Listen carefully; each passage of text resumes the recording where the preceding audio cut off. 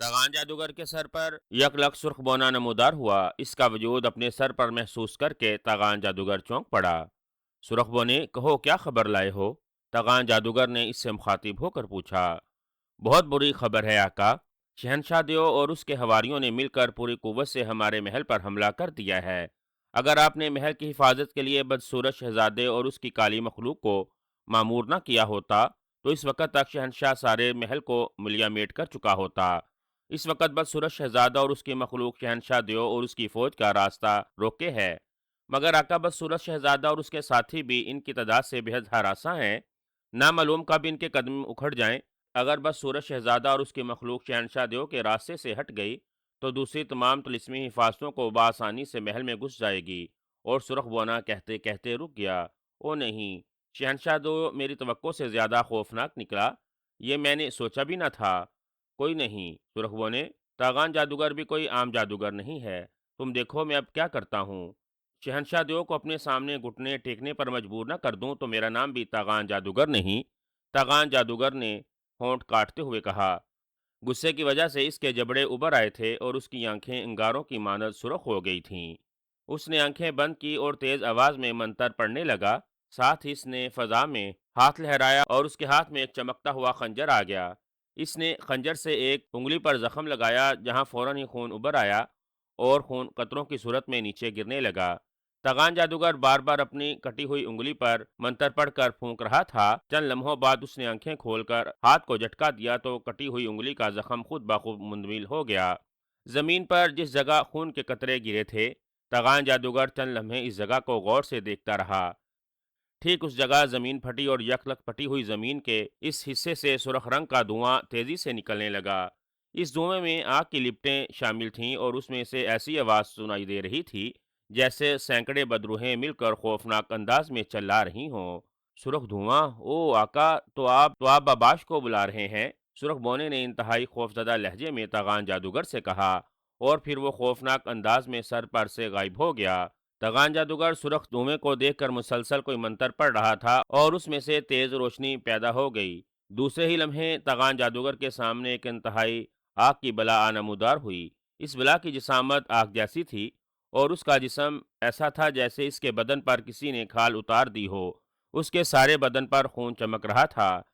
سر سے پاؤں تک اس کے بدن پر باریک باریک کیڑے نما سام چمٹے ہوئے تھے۔ اس کے بدن سے دھواں نکل رہا تھا اور اس کی آنکھوں کے ڈھیلے باہر نکلے ہوئے تھے اور اس کی جگہ ایک گڑا تھا اور کٹے ہوئے ہونٹ تھے، اور نہ صرف اس کے نکیلے ناک اور دانت باہر جھانک رہے تھے بلکہ اس کی گز بھر کی سرخ زبان بھی باہر نکلی ہوئی تھی۔ بلا اس قدر خوفناک تھی کہ اگر اسے کوئی ہوش مند انسان دیکھ لیتا تو وہ یقیناً اس کی دہشت سے ہلاک ہو جاتا۔ باباش، حاضر ہے عظیم جادوگر، کہو میرے لیے کیا حکم ہے؟ اس بلا نے نہایت خوفناک انداز میں گراہٹ نما لہجے میں تغان جادوگر کے سامنے جھکے ہوئے کہا۔ بباش، محل کے باہر شہنشاہ دیو اور اس کے حواریوں نے طوفان بپا کر رکھا ہے اور وہ میرے محل کو تباہ و برباد کرنا چاہتے ہیں اور وہ مجھے بھی ہلاک کر دینا چاہتے ہیں۔ میں نے اپنی حفاظت کا بندوبست کر تو رکھا ہے مگر شہنشاہ دیو اور اس کے ساتھی بے حد طاقتور ہیں، یہاں تک کہ بس سورج شہزادہ اور اس کی کالی مخلوق بھی اس سے ہراساں ہو چکی ہے۔ اب صرف تم ہی ہو جو میری مدد کر سکتے ہو، تم پتال کی سب سے خوفناک اور زہریلی بلا ہو۔ شہنشاہ دیو اور اس کے ساتھیوں پر جا کر پتال کی آگ برسا دو، مجھے یقین ہے وہ تمہارے اور تمہاری پتال کی آگ کے سامنے ایک لمحے کے بھی لیے نہیں رک سکیں گے۔ جاؤ بشاب، جلدی کرو، ایسا نہ ہو کہ وہ محل کی دیواریں توڑتے ہوئے یہاں آ جائیں۔ یہ محل میں نے بڑی مشکلوں سے بنایا ہے۔ تغان جادوگر نے کہا۔ نہیں آقا، وہ محل کی دیواریں توڑ کر یہاں نہیں آئیں گے۔ باباش اپنی آگ سے ان سب کو چند لمحوں میں جلا کر خاکسار کر دے گا۔ خوفناک بلا، باباش نے خوفناک لہجے میں کہا، اور دونوں ہاتھ تیزی سے فضا میں گما کر غائب ہو گئی۔ باباش کے غائب ہوتے ہی تغان جادوگر کو اپنے سر پر سرخ بونے کی موجودگی کا احساس ہوا۔ تم کہاں چلے گئے تھے سرخ بونے؟ تغان جادوگر نے اس کی موجودگی محسوس کر کے اس سے پوچھا۔ آقا، باباش انتہائی خوفناک بلا ہے، میں اس جیسی بلا کے سامنے ہرگز نہیں ٹھہر سکتا۔ آپ نہیں جانتے باباش بلا ہم سرخ بونوں کی کتنی بڑی دشمن ہے۔ یہ ہم جیسے سرخ بونوں کو غذا کے طور پر استعمال کرتی ہے۔ اگر میں اس کے آنے سے قبل غائب نہ ہو جاتا تو وہ مجھے فوراً پکڑ کر کھا جاتا اور اس طرح میرے مرتے ہی آپ کی زندگی بھی خطرے میں پڑ جاتی۔ سرخ بونے نے جلدی سے کہا۔ او، تو یہ بات تم نے مجھے پہلے کیوں نہیں بتائی؟ بہرحال کوئی بات نہیں، اسے شہنشاہ دیو اس کے ساتھیوں کو یہاں سے بگا لینے دو، پھر میں اسے دوبارہ پتال میں جانے ہی نہیں دوں گا، اسے یہیں ختم کر دوں گا تاکہ تمہارا اس دنیا میں کوئی دشمن ہی نہ رہے۔ تغان جادوگر نے کہا اور سرخ بونے کے چہرے پر خوشی کی چمک ابھر آئی۔ او آقا، اگر ایسا ہو جائے تو مجھے دنیا کی کوئی طاقت ہلاک نہیں کر سکتی، بلکہ اگر بباش مر جائے اور میں اس کا جسم جلا کر اس کی راکھ اپنے بدن پر مل لوں تو میری زندگی کئی ہزار سال دگنی ہو سکتی ہے، اور آقا اگر میری عمر دگنی ہو گئی، اس حساب سے کوئی آپ کو گرز نہیں پہنچا سکے گا۔ جب تک میں زندہ رہوں گا آپ کو موت تو کیا، آپ کے جسم پر کوئی ایک معمولی سا زخم بھی نہیں لگا سکتا۔ سرخ بونے نے کہا اور اس کی بات سن کر تغان جادوگر چونک پڑا۔ اس کی آنکھوں میں ایک عجیب حیرت انگیز چمک لہرانے لگی۔ امرو یار نے کراہتے ہوئے آنکھیں کھولی، چند لمحوں کے لیے وہ یوں ہی بے سدھ پڑا رہا، پھر جیسے اس کا شعور جاگنے لگا۔ اس کی آنکھوں کے سامنے جو دھند چھائی ہوئی تھی وہ دھیرے دھیرے چھٹنے لگی، اور پھر یوں ہی اس کا شعور جاگا، اس کے منہ سے کربناک چیخیں نکل گئیں۔ اسے اپنے جسم کا ایک ایک حصہ جلتا ہوا محسوس ہو رہا تھا۔ اسے یوں معلوم ہو رہا تھا جیسے اس کے جسم کی ساری ہڈیاں ٹوٹ پوٹ گئی ہوں اور کوئی اس کے جسم کو آگ میں جلا رہا ہو۔ ہمت سے کام لو امرو، تھوڑی سی تکلیف اور برداشت کر لو، اس کے بعد تم بالکل ٹھیک ہو جاؤ گے۔ ایک باریک اور شیریں آواز امرو کو سنائی دی۔ امرو نے فوراً اس آواز کو پہچان لیا۔ یہ اسی دیونی کی آواز تھی جس نے امرو کی زنبیل اسے واپس لا کر دی تھی، اور جو اسے کوئی خاص بات بتانے والی تھی، اور جس کے غائب ہوتے ہی کمرے کی چھت دڑم سے امرو پر آن پڑی۔ امرو یہ آواز سن کر ادھر ادھر دیکھنے لگا، مگر اسے وہ لڑکی جس کا نام شہزادی کاجل بتایا تھا کہیں دکھائی نہ دی۔ البتہ اس کے ارد گرد آگ کے شعلے لپک رہے تھے، دائیں بائیں ہر طرف آگ کے شعلے بڑک رہے تھے، اور امرو یار ان شعلوں کے درمیان کسی سخت سی شے پر لیٹا ہوا تھا۔ گو کے شعلے امرو یار سے کافی فاصلے پر تھے، مگر ان کی تپش اور حدت اتنی زیادہ تھی کہ امرو یار کو اپنا جسم آگ میں جلتا ہوا محسوس ہو رہا تھا۔ اس کا سارا بدن پسینے سے شرابور ہو رہا تھا۔ شہزادی کاجل، شہزادی کاجل، خدا کے لیے مجھے اس آگ سے بچاؤ، میں جل رہا ہوں، مجھے بچاؤ، مجھے بچاؤ۔ امرو یار حلق کے بل چیخا۔ گھبراؤ نہیں امرو، چند لمحے اور انتظار کرو، یہ آگ اصلی آگ نہیں ہے، طلسمی آگ ہے۔ کمرے کی چھت گرنے کی وجہ سے تمہارے جسم کی بہت سی ہڈیاں ٹوٹ گئی تھیں، اب یہ طلسمی آگ تمہاری ہڈیوں کو جوڑ رہی ہے۔ اگر تم کچھ دیر اور تکلیف برداشت کر لو تو چند لمحوں میں بلے چنگے ہو جاؤ گے۔ کہ شہزادی کاجل کی دھیمی سی آواز سنائی دی، مگر امرو یار نے جیسے یہ آواز سنی ہی نہیں۔ وہ مسلسل چیخیں چلائے جا رہا تھا۔ اس کی چیخیں اس قدر تیز اور کربناک تھی کہ کمرے کی چھت اڑتی ہوئی محسوس ہو رہی تھی۔ چند لمحوں کے بعد اچانک امرو کے گرد چکراتے ہوئے شعلے غائب ہو گئے، ساتھ ہی اچانک امرو یار کو ایک جھٹکا لگا اور وہ اڑتا ہوا جیسے کسی پانی کے تالاب میں جا گرا۔ پانی میں گرتے ہی سے اپنے بدن میں اٹھنے والی تکلیف کا احساس کم ہوتا ہوا محسوس ہوا، اور پھر چند ہی لمحوں بعد اسے سارے بدن میں سکون سا محسوس ہونے لگا۔ وہ پانی میں تیرنے لگا، اور پھر تیرتے تیرتے جب اس کی تکلیف مکمل طور پر ختم ہو گئی تو وہ پانی سے باہر نکل آیا۔ اس نے دیکھا کہ وہ اس وقت نہایت عالیشان محل میں موجود تھا، اور پانی کا جو حوض جس میں وہ نکلا تھا ایک خوبصورت باغ میں تھا، جہاں ہر طرف خوش رنگ اور بھینی بھینی خوشبو والے پھول کھلے ہوئے تھے۔ یوں ہی امرو یار حوض سے باہر نکلا، اسی وقت اس کے قریب روشنی چمکی اور دوسرے ہی لمحے اس کے قریب شہزادی کاجل نمودار ہوئی۔ امرو یار اسے دیکھ کر چونک پڑا۔ آؤ امرو، محل میں چل کر کپڑے تبدیل کر لو۔ اس نے مسکراتے ہوئے اپنا ہاتھ امرو کی جانب بڑھایا۔ امرو نے اس کی بات کا کوئی جواب نہ دیا اور اس نے شہزادی کاجل کا ہاتھ پکڑ لیا۔ اسی وقت شہزادی کاجل نے امرو کی آنکھوں کے سامنے اپنا دوسرا ہاتھ لہرایا۔ امرو یار کی آنکھوں کے سامنے ایک لمحے کے لیے رنگ برنگے ستارے ناچ گئے، اور یوں ہی ستارے غائب ہوئے۔ امرو یار یہ دیکھ کر حیران رہ گیا کہ وہ اس وقت ایک نہایت خوبصورت کمرے میں موجود تھا۔ اس کے بدن پر موجود لباس بھی بدل چکا تھا۔ امرو حیرانی سے کبھی اپنے بدلے ہوئے لباس اور کبھی کمرے کی آرائش کو دیکھ رہا تھا۔ شہزادی کاجل کمرے کے ایک حصے میں پڑے ہوئے زرنگار تخت پر بیٹھ گئی۔ اس کے قریب اسی طرح کا ایک دوسرا تخت موجود تھا۔ اس نے امرو یار کو اس تخت پر بیٹھنے کو کہا۔ شہزادی صاحبہ، آخر یہ کیا اصرار ہے؟ یہ سب کچھ کیا ہے؟ آپ مجھے کیوں نہیں بتا دیتی؟ امرو یار نے تخت پر بیٹھتے ہوئے پریشانی کے عالم میں شہزادی کاجل سے مخاطب ہو کر پوچھا۔ ہاں امرو، اب وہ وقت آ گیا ہے کہ مجھے تمام حالات تمہیں بتا دینے چاہیے۔ میں، تم اور میرے بابا شہنشاہ دیو کس پریشانی اور عذاب میں مبتلا ہیں؟ اصل میں یہ ساری کارستانی تغان جادوگر کی ہے، جو ایک نہایت خطرناک اور ظالم جادوگر ہے۔ اس کے پاس بڑے بڑے دیوتوں کے بڑے بڑے جادو ہیں، وہ اپنے شیطانی علم سے نہ صرف انسانوں کو مارتا رہتا ہے بلکہ اس کے شر سے ہم جن دیو پریاں اور پریزاد تک محفوظ نہیں ہیں۔ وہ جہاں رہتا ہے اس کے روح زمین پر جتنی دنیا ہے وہ ساری غیر مرئی قوتیں جن دیو حتیٰ کے آسمانی مخلوق اس کے تابع ہو گئی ہیں۔ اس مقصد کے لیے اس نے بڑے بڑے جادوگر دیوتوں کی قوتوں کا سہارا لیا ہے اور اپنے شیطانی علم کے زور سے اس نے بہت سی قوتوں پر فتح بھی پا لی ہے۔ مگر ان سب قوتوں اور غیر مرئی طاقتوں کو سنبھالنے کے لیے اسے ایک طاقتور اور بہت بڑا جادوئی علم رکھنے والے دیو کی ضرورت تھی۔ اس کا ارادہ تھا وہ کسی بہت بڑے طاقتور اور جادوئی علم رکھنے والے دیو کو اپنے بس میں کر لے، اسے ہلا کر کے اس کے جسم میں تمام دیوں اور دوسری جادوئی صلاحیتیں رکھنے والی طاقتوں اور جنوں بوتوں کی جان اس کے جسم میں قید کر لے، اور پھر اس دیو کی مدد سے وہ جس قوت کو اپنی شیطانی مقصد کے لیے حاصل کرنا چاہے آسانی سے استعمال کر سکے۔ اس کے ایک جادوگر جس کا نام بھبھاب دیوتا ہے نے بتایا کہ اگر وہ کسی طرح کوہ نقاش کے سب سے بڑے دیو شہنشاہ دیو کو اپنے قبضے میں لے لے تو اس کا مقصد نہایت آسانی سے حل ہو سکتا ہے، کیونکہ اس دیو کے پاس نہ صرف بے پناہ طاقتیں اور جادوئی صلاحیتیں ہیں بلکہ اس دیو کے قبضے میں غیر مرئی قوتیں ہیں۔ اگر کسی طرح شہنشاہ دیو اس کے قبضے میں آ جائیں تو اس کی ساری صلاحیتیں اور غیر مرئی قوتیں بھی اس کے قبضے میں آ جائیں گی۔ بھباب دیوتا نے تاغان جادوگر کو بتا دیا تھا کہ شہنشاہ دیو دنیا کا سب سے زیادہ خطرناک اور طاقتور ترین دیو ہے۔ اول تو اس پر قابو پانا ہی ناممکن ہے، اور اگر اسے کسی طرح وہ اپنے قابو میں کر بھی لے تو اس کو اپنے کام کے لیے آمادہ کرنا ناممکنات میں سے ہے۔ بھباب دیوتا نے اسے بتایا کہ شہنشاہ دیو کی ایک بیٹی ہے جس کا نام شہزادی کاجل ہے۔ وہ بھی اپنے باپ کی طرح بے حد تیز ترار اور جادوئی قوتیں رکھنے والی لڑکی ہے۔ شہنشاہ دیو کو اگر وہ اپنے قبضے میں کرنا چاہے تو اس کے لیے ضروری ہے کہ وہ سب سے پہلے وہ شہزادی کاجل کو پکڑ لے اور اس سے زبردستی شادی کر لے۔ اگر شہزادی کاجل آسانی کے ساتھ اس سے شادی پر رضامند نہ ہو تو اس پر تتارش کا جادو پھونک کر اسے سنگام کی سیاہ پہاڑیوں میں قید کر کے اس کی تمام قوتوں پر قابو کر لیا جائے۔ اس طرح شہنشاہ دیو کو مجبور کیا جائے وہ اپنا سرخ سینگ کاٹ کر اس کے حوالے کر دے۔ اصل میں امرو میرے بابا یعنی شہنشاہ دیو کی ساری طاقتوں کا راز اس سرخ سینگ میں ہے۔ چنانچہ تغان جادوگر نے اپنی پوری کوششیں صرف کر دیں کہ وہ کس طرح مجھے اور میرے بابا کو اپنے قبضے میں کر لے۔ اس نے کئی شیطانی منصوبے تیار کیے۔ اس کا سب سے بڑا منصوبہ یہ ہے کہ اس کے پاس تمہاری زنبیل آ جائے، کیونکہ وہ تمہاری زنبیل کی طاقت سے اچھی طرح سے واقف ہے۔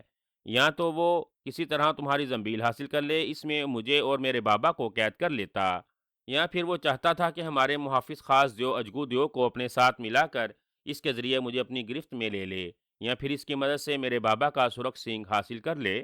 عمرو مجھے یہ تمام باتیں ایک سبز پوش بزرگ نے بتائی ہیں جو ہمارے بہی خواہ اور نہایت مخلص دوست ہیں۔ انہوں نے ہمیں تغان جادوگر کی تمام ساری صلاحیت سے آگاہ کر دیا تھا۔ یہی وجہ تھی کہ تغان جادوگر کے ہر حملے کا ہم نے اسے منہ توڑ جواب دیا اور اسے ہمیشہ ہم سے شکست کھانا پڑی۔ اس نے ہمارے محافظ خاص اجگو دو کو اغوا کر کے پتہ نہیں کہاں چھپا دیا یا شاید ہلاک کر دیا۔ تب بابا نے اس سے براہ راست ٹکر لینے کا فیصلہ کیا، مگر تغان جادوگر بے حد چلاک تھا۔ اس نے اجگو دیو کو ایسا غائب کیا کہ بابا اپنی طلسمی قوتوں کے باوجود بھی اس کا سراغ نہ لگا سکے۔ برکیف تغان جادوگر نے کسی طرح تمہاری زنبیل حاصل کر لی اور وہ اپنے ناگ دوست کی مدد سے اس ناگرفت پر سوار ہو کر زمین کے اندر سے بڑی سلطنت میں داخل ہوا، مگر سبز پوش بزرگ نے ہمیں اس بات کی بروقت اطلاع دے دی۔ اس نے اس راستے پر جہاں ناگرفت نمودار ہونا تھا وہاں بے پناہ تلسم بچھا دیے۔ تغان جادوگر کو اس بات کا علم نہ تھا۔ وہ نہایت اطمینان سے ناگرفت پر سوار ہو کر اس طرف آ نکلا اور میرے تلسم کا شکار ہو گیا۔ اگر اس کے سر پر اس کی جان کا محافظ سرخ بونا نہ ہوتا تو ہمارے بچھائے ہوئے تلسم سے وہ یقیناً وہیں ہلاک ہو جاتا، مگر سرخ بونا اسے بچا کر لے گیا۔ مگر میں نے اس سے تمہاری طلسمی زنبیل چھین لی۔ تمہیں باتوں کے درمیان یہ بتلا دوں کہ ہمیں سبز پوش بزرگ محترم نے بتایا تھا کہ تغان جادوگر ایک نہایت بد فطرت جادوگر ہے۔ اس کی ہلاکت کا ذمہ اگر عمرو یا رامی ایک انسان لے لے تو اپنی چالاکی اور عیاری سے اس جادوگر کی جان محافظ سرخ بونے پر قابو پا سکتا ہے، بلکہ وہ تغان جادوگر کو بھی ہلاک کر سکتا ہے۔ یہی وجہ تھی کہ میں نے اس جادوگر سے تمہاری زنبیل چھینی اور تمہاری تلاش میں نکل کھڑی ہوئی، مگر اس شیطان جادوگر کے محافظ بونے نے جلاد جنوں اور دیوں کی غیبی فوج میرے پیچھے لگا دی۔ وہ تو ایک مسلح تھے اور دوسری غیبی حالت میں تھے، اس لیے میں ان سے خوف زدہ تھی، مگر پھر بھی میں نے ہمت نہ ہاری اور ان کا مقابلہ کرتی رہی۔ اور پھر جب میں نے تمہیں چٹانک پہاڑیوں سے دور پہاڑوں میں دیکھا تو میں تیزی سے تمہاری طرف بڑھی اور زنبیل تمہاری طرف پھینک کر واپس چلی گئی۔ मगर जल्लाद दियों ने मेरा पीछा न छोड़ा और उन्होंने मुझे चट्टाक की बर्फपोश पहाड़ियों में घेर लिया। मेरा इनके साथ ज़बरदस्त मुकाबला हुआ। आखिरकार मैंने इन सब से फतह पा ली और वो मेरी ताकत की वजह से भागने पर मजबूर हो गए। मगर इनके तिलिस्मी वारों का बचाव करते करते और मुकाबला करते हुए मैं इस बुरी तरह से थक गई कि बेहोश होकर इन पहाड़ों के दरमियान गिर गई। इसके आगे की कहानी तुम्हें मालूम ही है कि मुझे ढूंढते ढूंढते तुम इस जगह पर आ गए जहां मैं बेहोश पड़ी थी। बेहोशी के दौरान पहाड़ी रीछ मेरे करीब आ गया। इससे कबल कि वो मुझे किसी किस्म का नुकसान पहुंचाता, तुमने उस पर खंजर दे मारा। खंजर इस रीछ की गर्दन में लगा जिसकी वजह से वो फौरन हलाक हो गया। मुझे उसी वक़्त होश आ गया था। होश में आते ही मैंने तुम्हें गाशिश देव के पंजे में देखा। मेरे इल्म ने मुझे फ़ौरन आगाह कर दिया कि मामला क्या है। चुनांचे मैंने फ़ौरन कार्रवाई करते हुए गाशिश देव को ललकारा और फिर मेरा और उसका खौफनाक मुकाबला हुआ और मैं तुम्हें उसके हाथों से छीन ले जाने में कामयाब हो गई। गाशिश देव मेरे इस खुफिया महल तक नहीं पहुंच सकता जहां मैंने तुम्हें छुपाया था। इसने मेरे महल की बुनियादें तक हिला दीं। वो सख्त गज़बनाक हो रहा था। मेरी ताकत ने आखिरकार उसे अपने कब्जे में ले ही लिया। अब गाजिश तो मेरे कब्जे में है, ये देखो। ये कहकर शहजादी काजल ने फजा में हाथ घुमाया। फौरन ही इसके हाथ में एक गोल बोतल आ गई जिसमें वाकई गाजिश दो एक बालिश बरबोने के रूप में बंद नजर आ रहा था। वो बेहद गुस्से में दिखाई दे रहा था और बोतल की दीवार पर इस जोर जोर से हाथ मार रहा था जैसे अभी बोतल तोड़कर बाहर आ जाएगा। उमरो यार खामोशी से शहजादी काजल की बातें सुन रहा था। उसने गाजिश देव को देखकर शहजादी काजल के हाथ से बोतल ले ली। बोतल के मुंह पर एक कार्क लगा हुआ था। गाजिश देव उमरो यार की जानिब कहर अंगेज निगाहों से घूर रहा था जैसे इसका बस नहीं चल रहा कि वो भी उमरू को चीर फाड़ कर खा जाए। उमरू, गाजिश देव तुम्हारी बेहद मदद कर सकता है। ये तुम्हें निहायत आसानी से तगान जादूगर के तलिस्मी महल तक ले जा सकता है। तुम्हारा मुकाबला सिर्फ तगान जादूगर और उसके सुरख मुहाफिज बोने से है। महल तक पहुंचने की तमाम रुकावटें दूर करना गाजिश देव के बाएं हाथ का खेल है। हाँ, ये याद रखो, गाजिश देव अब भी बेहद गुस्से में है। अगर इसे बोतल से आज़ाद कर दिया गया तो ये चंद ही लम्हों में ना सिर्फ तुम्हें बल्कि मुझे भी हलाक कर देगा। अब ये तुम्हारा काम है कि तुम इसे किस तरह से आराम करते हो। क्या ख्याल है, तगान जादूगर का खात्मा करने पर तुम तैयार कर लोगे कि नहीं? शहजादी काजुल ने उमरो यार की जानिब देख कर नहायत संजीदगी से पूछा।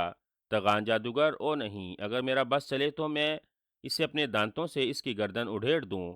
इस तक मेरा पहुंचना बहुत ज़रूरी है शहजादी साहिबा। आप शायद नहीं जानती कि इस बख्त के कब्जे में मेरी बेगम चांद तारा है। मुझे ना सिर्फ इसके कब्जे से अपनी बेगम को आज़ाद कराना है बल्कि इस बदबख्त को हलाक करना भी ज़रूरी है क्योंकि ये मेरा बहुत बड़ा दुश्मन है। अगर इसे मैंने हलाक ना किया तो ये मेरा जीना दोबर कर देगा। आपने मुझे सारी तफसील बतला कर बहुत अच्छा किया। अब आप देखिए क्या कि मैं इस बख्त का क्या हशर करता हूँ। उमरो यार ने बुरी तरह से दांत कचकचाते हुए कहा और शहजादी काजल इसकी बात सुनकर हंस पड़ी। तुम्हारी सब बातें अपनी जगह दुरुस्त हैं उमरू, मगर ये मत बोलो कि तगान जादूगर कोई आम इंसान या आम जादूगर नहीं है। इसकी तिलिस्मी कुव्वतों के खासतौर पर सुरख बोने की कुव्वतों के मुतल्लक तुम नहीं जानते। इसकी आंखों में ही इतनी ताकत है, अगर वो किसी की जानिब गजबनाक निगाहों से देख ले तो उसका मद्दे मुकाबिल एक लम्हे में जल कर स्याह हो जाता है। जब तक सुरख बोने को हलाक ना किया जाए तब तक तगान जादूगर की हलाकत यकीनन नामुमकिन है। शहजादी काजल ने चंद लम्हों बाद संजीदा होते हुए कहा, इस सुरख बोने पर किस तरह से काबू पाया जा सकता है? क्या आपका इल्म इसके बारे में कुछ नहीं कहता? शहजादी काजल की बात सुनकर उमरो यार ने संजीदा होते हुए पूछा। सुरख बोने की हलाकत? ओ ठहरो, मैं अभी सबसपोश बुजुर्ग से पूछती हूँ। मुझे यकीन है वो तुम्हारी रहनुमाई ज़रूर करेंगे। शहजादी काजल ने चौंकते हुए कहा। फिर वो जल्दी से उठी। उसने अपना रुख मगरिब की जानिब किया और आंखें बंद करके खफीफ मोदबाना अंदाज में खड़ी हो गई। बुजुर्ग बाबा, मैं शहजादी काजल आपसे मुखातिब हूँ। बुजुर्ग बाबा, अगर आप बुरा ना माने तो क्या मैं आपकी इबादत में थोड़ी सी मुखल हो सकती हूँ? शहजादी काजल ने नहायत मौतबाना अंदाज में बड़बड़ाने वाले अंदाज में कहा। उमरो यार ने गाजिश देव की बोतल जंबील में डाली और वो भी शहजादी के करीब मौतबाना अंदाज में खड़ा हो गया। शहजादी काजल चंद लम्हों तक बुजुर्ग बाबा को आवाज़ देती रही। यकलख्त जैसे वहाँ हवा का एक तेज झोंका महसूस हुआ, साथ जैसे वहाँ एक तेज और मसहूर कुन खुशबू आ गई हो। उसी वक़्त शहजादी काजल के सामने तेज रोशनी सी नमूदार हुई और फिर इस रोशनी में एक पुरनूर चेहरे वाले बुजुर्ग नमूदार हुए। उन्होंने सबज रंग का लंबा सा लिबास पहन रखा था। इनके एक हाथ में तस्बीह थी और दूसरे हाथ में सांप की तरह बल खाता हुआ आसा। इनके सर, चेहरे, हत्था के बुओं के बाल बर्फ की मानी सफ़ेद और लंबे लंबे थे। उन्होंने मुस्कुराकर शहजादी काजल और उमरू की जानिब देखा। शहजादी काजल ने बुजुर्ग बाबा की मौजूदगी महसूस करके जल्दी से आंखें खोल दी। پھر اسے اپنے سامنے بزرگ بابا کو دیکھ کر اس نے نہایت مؤدبانہ انداز میں سر جھکا کر سلام کیا۔ امرو نے بھی بزرگ بابا کو سلام کیا۔ بزرگ بابا نے ان دونوں کو سلام کا جواب دیتے ہوئے شہزادی کاجل سے مخاطب ہو کر کہا، میں جانتا ہوں بیٹی، تم نے مجھے کیوں یاد کیا ہے۔ اگر تم مجھے یاد نہ بھی کرتی تو میں امرو کی مدد کو ضرور آتا، کیونکہ امرو ایک عظیم مقصد کے لیے جا رہا ہے۔ تغان جادوگر جس قدر خطرناک اور شیطانی قوتوں کا مالک ہے، اس سے کہیں زیادہ خطرناک اس کا محافظ سرخ بونا ہے۔ جب تک سرخ بونے کا خاتمہ نہ کیا جائے تب تک تغان جادوگر کی ہلاکت ناممکن ہے۔ امرو بیٹے، سرخ بونا جس قدر قوتیں رکھتا ہے، اس قدر اس کے اپنے بدن میں طاقت ہے۔ سمجھ لو اس کا بدن فولاد کا بنا ہوا ہے۔ نہ ہی اس پر کسی قسم کا ہتھیار اثر انداز ہوتا ہے اور نہ ہی اس پر آگ وغیرہ اثر کرتی ہے۔ اگر دیکھا جائے تو سرخ بونا ناقابل تسخیر ہے۔ اسے ہلاک کرنے کا صرف ایک ہی ذریعہ ہے، اور وہ ذریعہ ہے سرخ بونے کے دیس میں موجود لیکا بونے کا سنہری جوتا۔ لیکا بونا سرخ بونوں کے دیس کا دیوتا تصور کیا جاتا ہے، اور اس کا سنہرا جوتا بونوں کے لیے بے حد مقدس حیثیت رکھتا ہے۔ اس جوتے کو غدار اور دوسرے ظالم بونوں کو سزا دینے کے لیے استعمال کیا جاتا ہے۔ اگر اس جوتے کو کسی طرح سے چرا لیا جائے اور اسے اس وقت تک سرخ بونے کے سر پر مارا جائے جس وقت تک وہ سو رہا ہو، تو وہ اپنی تمام صلاحی قوتوں کو کھو بیٹھے گا اور وہ ایک عام سا بونا بن کر رہ جائے گا۔ تب اس کا نہایت آسانی سے خاتمہ کیا جا سکتا ہے۔ بزرگ بابا نے امرو عیار سے مخاطب ہو کر کہا، اور امرو عیار پرخیال انداز میں سر ہلانے لگا۔ او، تو اس بات کا مطلب ہے کہ سرخ بونے کی ہلاکت کے لیے مجھے سب سے پہلے بونوں کے دیس میں جانا ہوگا؟ امرو نے کہا، ہاں، یہ بے حد ضروری ہے۔ اس کے بغیر نہ ہی تم سرخ بونے تک پہنچ سکتے ہو اور نہ ہی تغان جادوگر تک۔ تم نے اگر واقعی تغان جادوگر کا خاتمہ کرنا ہے تو تمہیں سب سے پہلے سرخ بونوں کے دیس میں جا کر نہ صرف اس کا مقدس جوتا حاصل کرنا ہوگا، بلکہ سرخ بونوں کا خاتمہ بھی کرنا ہوگا، کیونکہ سرخ بونے بے حد ظالم اور شیطانی ذہنیت رکھنے والے بونے ہیں۔ انہیں زندہ رہنے کے لیے ہر روز انسانی خون اور گوشت کی ضرورت ہوتی ہے۔ یہ ہر روز گوشت کو اپنے دیش سے نکلوا کر انسانی دنیا میں آتے ہیں، اور سوئے ہوئے انسانوں میں بچے، بوڑھے، جوان اور عورتیں بھی شامل ہیں، انہیں اٹھا کر لے جاتے ہیں اور انہیں کھا جاتے ہیں۔ امرو بیٹے، ان بونوں کا خاتمہ بھی اب تمہارے ہی ذمہ ہے۔ تم ان بونوں کو نہایت آسانی سے ہلاک کر سکتے ہو۔ یہ حقیقت بات ہے کہ وہ بھی جادوئی طاقتیں رکھتے ہیں اور تمام بونوں سے کہیں زیادہ خطرناک اور تیز ترار ہوتے ہیں، مگر ان کی صرف ایک کمزوری ہے، اور وہ یہ ہے کہ وہ آگ سے بہت ڈرتے ہیں۔ اگر ان کے سامنے ہلکی سی بھی چنگاری دکھائی دی جائے، وہ چیختے چلاتے ہوئے بھاگ جاتے ہیں۔ اگر آگ کی ایک ہلکی سی بھی چنگاری ان سے چھو جائے تو وہ فوراً جل کر راکھ ہو جاتے ہیں، اور تم ان کی بستی میں ہر طرف آگ ہی آگ لگا دو تو نہایت آسانی سے لیکا کے مقدس جوتے تک پہنچ سکتے ہو۔ بزرگ بابا نے کہا، اور امرو نے پرخیال انداز میں سر ہلا دیا۔ ٹھیک ہے بابا، میں سرخ بونوں کے دیس میں جانے کو تیار ہوں۔ آپ مجھے بتلائیے کہ میں وہاں کس طرح سے پہنچ سکتا ہوں، اور وہاں پہنچ کر مجھے سب سے پہلے کیا کرنا ہوگا؟ امرو نے سوچ میں ڈوبتے ہوئے لہجے میں بزرگ بابا کی جانب دیکھتے ہوئے پوچھا۔ وہاں پر تمہیں میں پہنچا دوں گا، مگر وہاں پہنچ کر تمہیں اپنی حفاظت خود کرنا ہوگی، اور یہ تمہاری ذہانت پر منحصر ہوگا۔ کیا تم مقدس جوتے تک کس طرح سے پہنچ پاتے ہو؟ ایک بات اور یاد رکھو، جب تم مقدس جوتے تک پہنچ جاؤ تو اس جوتے کو ہاتھ نہیں لگاؤ گے۔ اگر تم نے غلطی سے بھی جوتے کو چھوا تو تم ایک لمحے میں جل کر راکھ بن جاؤ گے۔ اسے اس طرح سے اٹھانا، نہ ہی تمہارا جوتے کو ہاتھ لگے اور نہ ہی کسی دوسری چیز کے ذریعے تم اسے اٹھا لو۔ اور سب سے اہم بات یہ ہے کہ اس جوتے کی حفاظت پر جتنے طلسم ہیں، ان سب طلسموں کی نگاہوں میں آئے بغیر تم نے اس جوتے تک پہنچنا ہوگا۔ مقدس جوتا بونوں کے دیس میں سبز پہاڑی کے گنبد پر ہے، اور جوتا گنبد پر ایک لمحے کے لیے نمودار ہوتا ہے اور غائب ہو جاتا ہے، اور غائب ہوتے ہی اس جوتے کی جگہ دوسرا جوتا آ جاتا ہے۔ اسی طرح کسی لمحے اصل جوتا نمودار ہوتا ہے، جبکہ عام جوتے نمودار اور غائب ہوتے رہتے ہیں۔ اس جوتے کی خاص نشانی یہ ہے کہ اس پر ہلکے ہلکے خون جیسے سرخ دبے لگے ہوئے ہیں۔ امرو، تمہیں ان خون کے دبوں والے سنہری جوتے کو حاصل کرنا ہے۔ اگر اس کی جگہ کوئی دوسرا جوتا تمہارے ہاتھ آ گیا تو تم مصیبت میں گرفتار ہو جاؤ گے، اور اصل جوتا حاصل کرنا تمہارے لیے مشکل ہو جائے گا۔ بہرحال، اگر ہمت، محنت اور جذبے سے کام کرو گے اور دل میں کسی قسم کا لالچ نہ لاؤ گے تو تم آسانی سے اس جوتے کو حاصل کر لو گے۔ میری دعائیں تمہارے ساتھ ہوں گی۔ میں بونوں کے دیس میں تمہارے ساتھ خود تو نہیں جا سکتا۔ ہاں، یہ میرا رومال اپنے پاس رکھ لو۔ اس کی بدولت تم پر سرخ بونوں کا کسی قسم کا کوئی جادوئی وار اثر انداز نہ ہوگا، اور اگر تم اس رومال کو زمین پر پھینکو گے تو اس سے آگ کے شعلے نکلیں گے، جس سے سرخ بونے جل کر راکھ ہو جائیں گے۔ امرو، ان میں سے ایک سرخ بونا بھی زندہ نہیں بچنا چاہیے، ورنہ تمہارا ان سے زندہ بچنا محال ہو جائے گا۔ बुजुर्ग बाबा ने उमरू को बतलाते हुए कहा और उमरू ने इसकी बात सुनकर इस बात में सर हिला दिया। इसका जहन किसी गहरी सोच में डूबा हुआ था। शहजादी काजल और सबजपोश बुजुर्ग इसकी जानिब गौर से देख रहे थे। चंद लम्हों बाद उमरू अयार ने सर उठाया और उसके चेहरे पर बला का इत्मीनान था, जैसे वो किसी अहम नतीजे पर पहुंच गया हो। ठीक है बुजुर्ग मोहतरम, आप मुझे सुरख बोनों के देश में पहुंचा दीजिए। मैं इनका मुकद्दस जूता ज़रूर हासिल करूंगा, चाहे इसके लिए मेरी जान ही क्यों ना चली जाए। उमरू यार का चेहरा अज़म से चमक रहा था। बहुत खूब, मुझे तुमसे यही उम्मीद थी उमरू।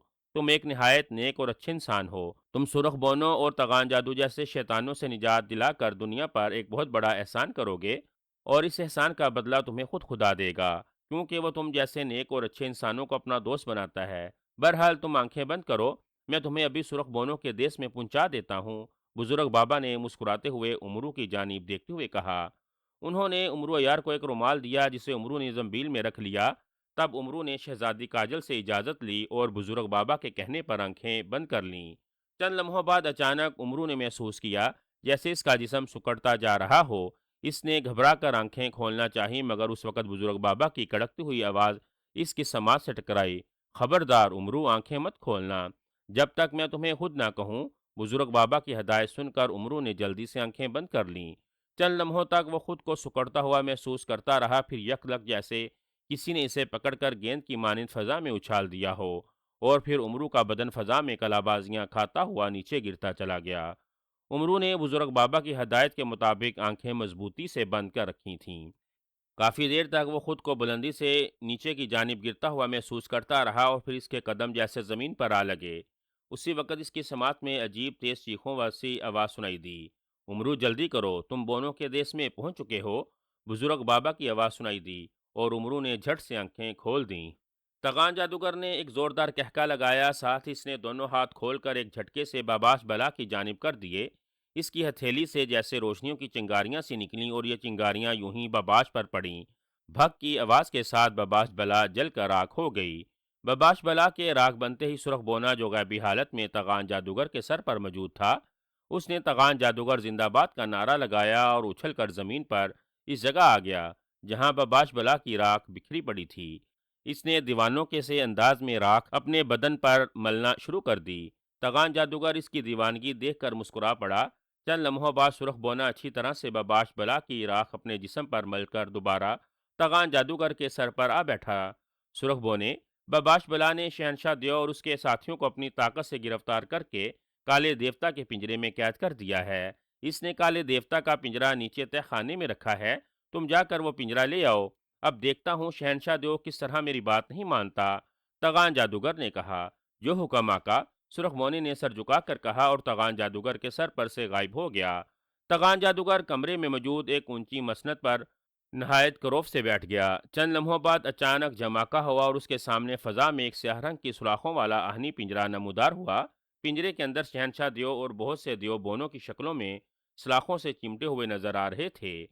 शहनशाह दियो के चेहरे पर गुस्से और बेबसी के मिले जुले तासुरात नजर आ रहे थे।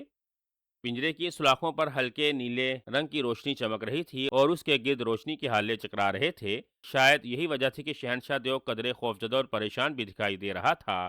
शहनशाह देव की निगाह जब तगान जादूगर पर पड़ी तो उसके तासुरात बदलने लगे।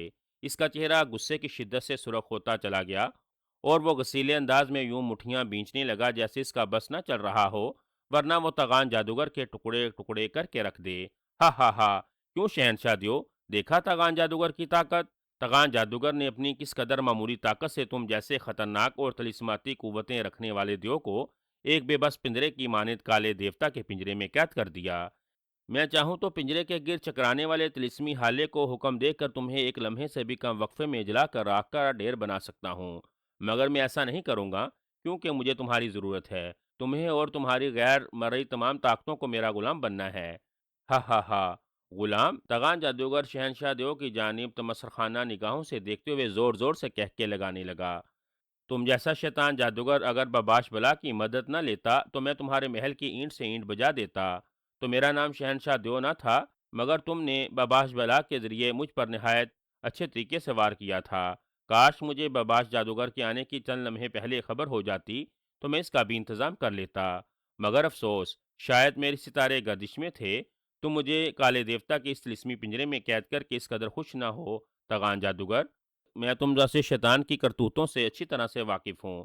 اگر میں اور میری طلسمی طاقتیں تمہارے غلام بن گئیں تو تم ہم سے غلط کام لے لو گے اور ہمیں روح زمین پر عذاب مسلط کر دو گے۔ جب تک شہنشاہوں کے جسم میں جان باقی ہے تب تک تم اپنے مقصد میں کبھی کامیاب نہیں ہو سکتے، سمجھے؟ شہنشاہ دیو نے ہونٹ چباتے ہوئے نہایت غضبناک لہجے میں جواب دیا، اور تغان جادوگر نے اس کی بات سن کر ایک فلک شگاف ٹہکا لگایا۔ او نہیں، رسی جل گئی مگر بل نہ گیا۔ مت بولو شہنشاہ دیو کہ تم اس وقت میرے قبضے میں ہو۔ مت بولو شہنشاہ دیو کہ تم اس وقت کالے دیوتا کے پنجرے میں قید ہو۔ اگر تم اپنی خیریت چاہتے ہو تو خود کو میری غلامی میں دے دو اور خود ہی اپنا سرخ سینگ میرے حوالے کر دو، ورنہ اس کالے پنجرے کو طلسمی آگ کے کنویں میں پھینک دوں گا۔ طلسمی آگ تمہارا جسم جلا کر تمہارے سارے گوشت کو نگل لے گی۔ تم مرنا چاہو گے مگر میرے حکم کے بغیر تمہیں موت بھی نصیب نہ ہوگی۔ اس کے علاوہ میں تمہیں اس قدر گرمناک اذیتیں دوں گا جس کے بارے میں تم سوچ بھی نہیں سکتے۔ تغان جادوگر کا چہرہ غصے سے لال سرخ ہو گیا تھا اور اس کی آنکھوں میں خون اترا ہوا تھا۔ میں تمہاری گیدڑ بھگیوں میں نہیں آنے والا۔ تغان جادوگر، تم طلسمی آگ تو کیا مجھے جہنم کی آگ میں بھی پھینک دو تب بھی میں تمہاری بات نہ مانوں گا، سمجھے؟ شہنشاہ دیو کا انداز غصہ دلانے والا تھا اور اس کی بات سن کر تغان جادوگر کو سچ مچ غصہ آ گیا۔ او نہیں، دیکھتا ہوں تم کب تک اپنی حد درمی پر قائم رہتے ہو، اس نے غضبناک لہجے میں کہا۔ ساتھ اس نے زور سے تالی بجائی، ایک دھماکہ ہوا اور اسی وقت پنجرے کے قریب ایک خوفناک شکل والا جن نمودار ہوا۔ اس کا رنگ بہت کالا تھا۔ کالے جن، اس پنجرے کو طلسمی آگ کے کنویں میں پھینک دو۔ جب تک شہنشاہ دیو سرخ سنگ دینے پر تیار نہ ہو اسے سخت سے سخت اذیتیں دوں۔ جاؤ لے جاؤ اسے میری نظروں کے سامنے سے۔ تغان جادوگر نے کالے جن سے مخاطب ہو کر کہا۔ جو حکم عالی جاں۔ کالے جن نے تغان جادوگر کو غصے میں دیکھ کر سہمے ہوئے لہجے میں کہا اور اس نے جلدی سے فضا میں جھولتا ہوا پنجرا پکڑا اور پنجرے سمیت وہاں سے فوراً غائب ہو گیا، جیسے اسے خطرہ ہو کہ تغان جادوگر اسے دیر کرنے پر سزا نہ دے دے۔ سرخ بونے، سرخ بونے، تغان جادوگر نے غصے سے ہونٹ بھینچتے ہوئے سرخ بونے کو پکارا۔ حاضر ہوں آقا، حکم۔ سرخ بونے نے سر جھکا کر نہایت مؤدبانہ لہجے میں جواب دیا۔ یہ کیا بات ہوئی شہنشاہ دیو، ہمارے بس میں ہونے کے باوجود اپنا سرخ سینگ ہمارے سپرد کرنے پر تیار نہیں ہو رہا؟ ہم زبردستی اس کا سینگ اتار نہیں سکتے۔ اگر ہم نے ایسا کیا تو اس کے سینگ کی ساری قوتیں ختم ہو جائیں گی۔ اب ہم کیا کریں؟ تغان جادوگر نے غصے اور بے بسی کے ملے جلے لہجے میں کہا۔ معمولی سی بات ہے آقا، شہنشاہ دیو اس وقت ہمارے قبضے میں ہے۔ آپ طلسمی پنجے یا کسی طلسمی پتلے کو بیچ کر شہزادی کاجل کو یہاں منگوا لیں۔ اسے جب علم ہوگا کہ اس کا باپ ہمارے قبضے میں ہے تو وہ خود یہاں آ جائے گی اور ہمارے کسی پتلے یا پنجے کو نقصان نہیں پہنچائے گی، اور جب شہزادی کاجل یہاں پہنچ جائے گی تو شہنشاہ دیو کی بجائے اس کی بیٹی کو اذیتیں دیں۔ اپنی بیٹی کو تکلیف میں دیکھ کر شہنشاہ دیو آپ کے قدموں میں گر جائے گا اور خود ہی اپنا سینگ اتار کر آپ کے حوالے کر دے گا۔ سرخ بونے نے مشورہ دیتے ہوئے کہا اور تغان جادوگر کی آنکھیں اس کی بات سن کر چمک اٹھیں۔ او بہت خوب سرخ بونے، واقعی تم نے یہ پتے کی بات بتائی ہے۔ او نہیں، اب دیکھتا ہوں شہنشاہ دیو کس طرح سے اپنے سینگ میرے حوالے نہیں کرتا، تغان جادوگر نے مسرت برے انداز میں کہا۔ اس نے زور سے تالی بجائی، فوراً ہی چند طلسمی پتلے نمودار ہوئے۔ انہوں نے جھک کر مؤدبانہ انداز میں تغان جادوگر کو سلام کیا۔ تغان جادوگر انہیں شہزادی کاجل کے بارے میں ہدایت دینے لگا۔ تغان جادوگر کی ہدایت پا کر طلسمی پتلے وہاں سے غائب ہو گئے۔ عین اسی وقت سرخ بونا تغان جادوگر کے سر پر زور سے اچھلا۔ اس کے اچھلنے کی وجہ سے اس کے پنجے تغان جادوگر کے سر پر چبھے تو اس کے منہ سے سسکاری نکل گئی۔ سرخ بونے، تغان جادوگر غصے سے چلایا۔ آقا، خطرہ، سرخ بونے کے منہ سے خوف بھرے انداز میں نکلا۔ خطرہ؟ کیسا خطرہ؟ تغان جادوگر نے حیرت کے عالم میں کہا۔ آقا، میں اور میری ریاست کا مقدس لی کا دیوتا کا سنہرا جوتا خطرے میں ہے۔ ہمارے دیس میں کوئی آدمزاد داخل ہوا ہے۔ اگر اس نے سنہرے جوتے کو حاصل کر لیا تو؟ او آقا، میں سرخ ریاست میں جا رہا ہوں۔ میں سرخ بونے نے انتہائی گھبرائے ہوئے لہجے میں کہا۔ دوسرے ہی لمحے وہ زور سے اچھلا اور پھر روشنی کا ایک گولا سا بن کر تیزی سے اڑتا ہوا ایک دیوار میں جذب ہو کر غائب ہو گیا۔ تغان جادوگر اسے حیرت کے عالم میں آوازیں دیتا رہا۔ آنکھیں کھولتے ہی عمرو یار کی نگاہ اپنے سامنے موجود سرخ بونوں کے مجموعے پر پڑی تو وہ بری طرح سے گھبرا گیا۔ سامنے سے سینکڑوں کی تعداد میں سرخ بونے ہاتھوں میں نیزے، تلواریں اور دوسرے ہتھیار اٹھائے شور مچاتے ہوئے اس کی جانب بڑھے چلے آ رہے تھے۔ عمرو یار نے دیکھا اس کا اپنا وجود بھی گھٹا ہوا تھا اور وہ بھی اس وقت ایک بونا بنا ہوا تھا۔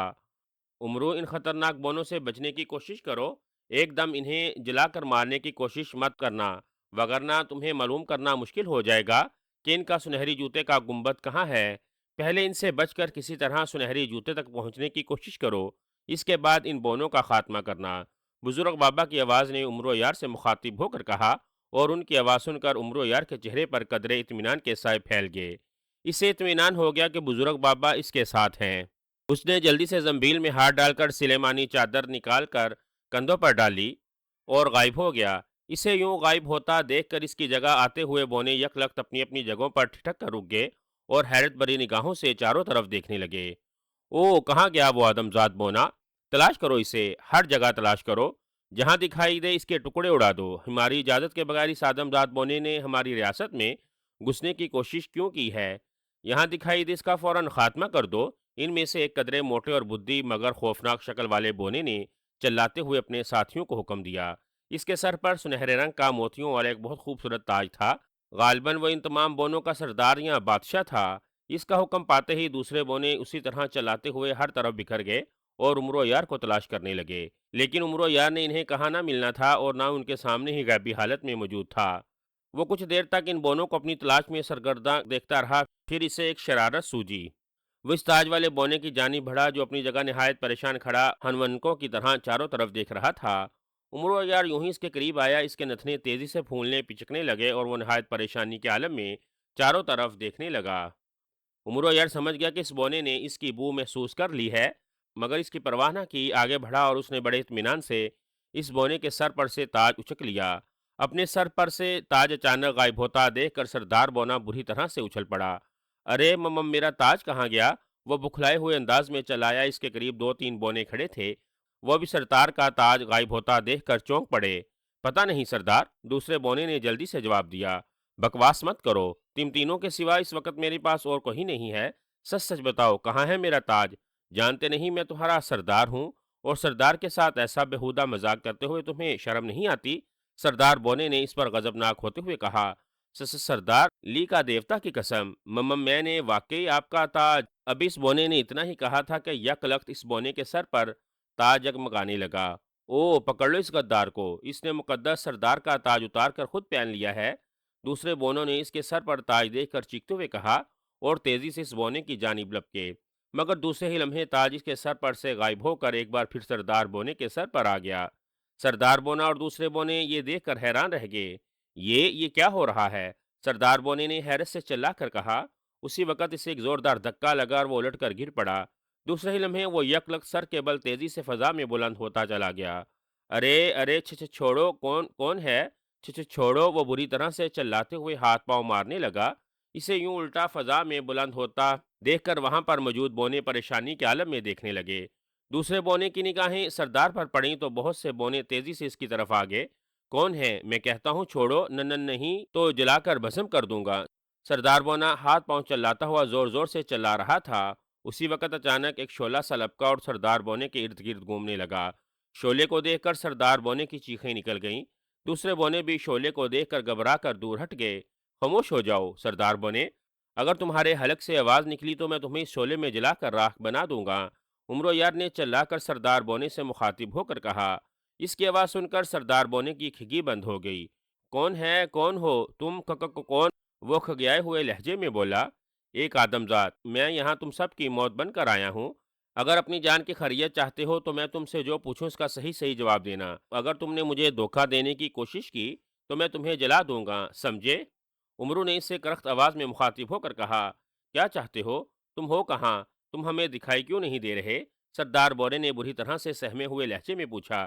میں نے خود کو تمہاری نگاہوں سے پوشیدہ رکھا ہے، تم سب اس بات سے اندازہ لگا سکتے ہو کہ میں کس قدر طاقت رکھتا ہوں۔ میرے پاس اتنی بڑی طاقت ہے کہ میں تم سب کو ایک ایک کر کے تم پر آگ پھینک کر جلا کر بھسم کر سکتا ہوں، مگر مجھے تم سے کوئی دشمنی نہیں۔ میں خواہ خواہ کا خون خرابہ نہیں کرنا چاہتا۔ میں تم سے صرف ایک چیز کا سوال پوچھوں گا اور اس کو حاصل کر کے یہاں سے چپ چاپ واپس چلا جاؤں گا۔ اگر تم نے مجھے اس چیز کا پتہ نہ بتایا تو تب میں تم میں سے کسی کو نہیں چھوڑوں گا، کیونکہ مجھے علم ہے کہ تم آدم خور بونے ہو۔ تم انسانی بستیوں میں جا کر انسانوں کو اٹھا لاتے ہو اور انہیں مار کر کھا جاتے ہو۔ مجھے چاہیے کہ تم جیسے بد فطرت ظالم اور آدم خور بونوں کا خاتمہ کر دوں، مگر میں ایسا اس وقت تک نہیں کروں گا جب تک کہ تم لوگ اس چیز کا پتہ نہیں بتلا دیتے۔ عمر یار نے سنجیدہ لہجے میں کہا۔ اوہ، وہ کون سی چیز ہے؟ ایک دوسرے بونے نے بڑے گھبرائے ہوئے انداز میں پوچھا۔ اسی اثنا میں تقریباً سارے بونے الٹے لٹکے ہوئے سردار بونے کے گرد جمع ہو گئے تھے۔ وہ عمرو اور سردار بونے کی باتیں سن رہے تھے۔ عمرو یار نے غیبی حالت میں سردار بونے کو پکڑ کر الٹا لٹکا رکھا تھا اور اس کے دوسرے ہاتھ میں ایک چھوٹی سی مشعل روشن تھی جس کا صرف شعلہ سا ان بونوں کو دکھائی دے رہا تھا۔ سنہری جوتا، میں یہاں سنہری جوتے کی تلاش میں آیا ہوں، عمرو نے جلدی سے کہا۔ اس کی بات سن کر وہاں پر موجود تمام بونے بری طرح سے اچھل پڑے۔ ان کے چہرے غصے سے بگڑ گئے۔ کیا کہا؟ لی کا دیوتا کا مقدس جوتا؟ او، تم آدم ذات ہمارے مقدس جوتے کے بارے میں کیسے جانتے ہو؟